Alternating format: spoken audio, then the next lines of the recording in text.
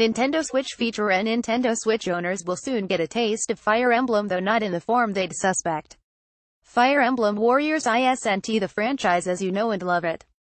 Instead, like Hyrule Warriors before it, it has more in common with Dynasty Warriors. It's made by the same folks, after all. Even so, there are plenty of reasons Fire Emblem fans will love Warriors, and we've compiled the best of them into just one list for you. Aren't we nice? Favorite Heroes written. Fire Emblem Warriors features a supergroup of your favorite characters from the franchise's recent and distant history. Not only will you love getting a chance to play as them again, you'll also see them interact with each other. It leads to some very interesting situations. We don't want to spoil anything for you, but suffice to say if you're a die-hard fan of the franchise, you don't want to miss the surprises in store here. Strategic options. This might be closer to Dynasty Warriors than Fire Emblem, but that doesn't mean the strategy has been entirely cut from the equation. In fact, Koei Tecmo has made a serious effort to please Fire Emblem fans, and that's never more evident than in the strategic menu you can access with a simple tap of the key. Here, you can order your units to perform a variety of different actions, from attacking a stronghold to guarding an ally. Not only does it feel very Fire Emblem, it's made Dynasty Warriors a better game as a result. Weapon triangle. Then, of course, there's the weapon triangle, which makes a valiant return here.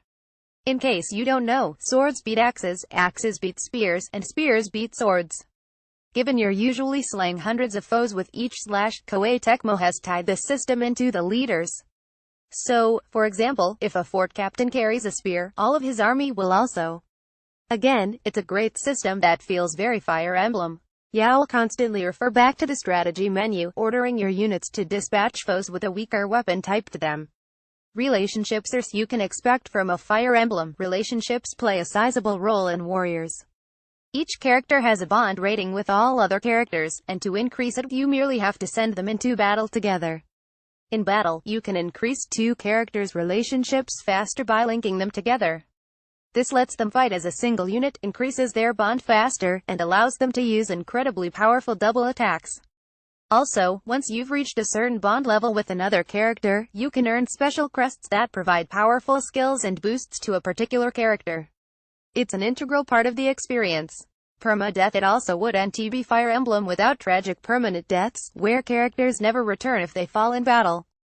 That's all here. Well, kind of. It's optional, and you can turn it off if you're not really a fan of that sort of thing. You can also revive them using currency if you regret losing them, so it's not as tragic as usual. Still, it does add a bit more tension to the experience.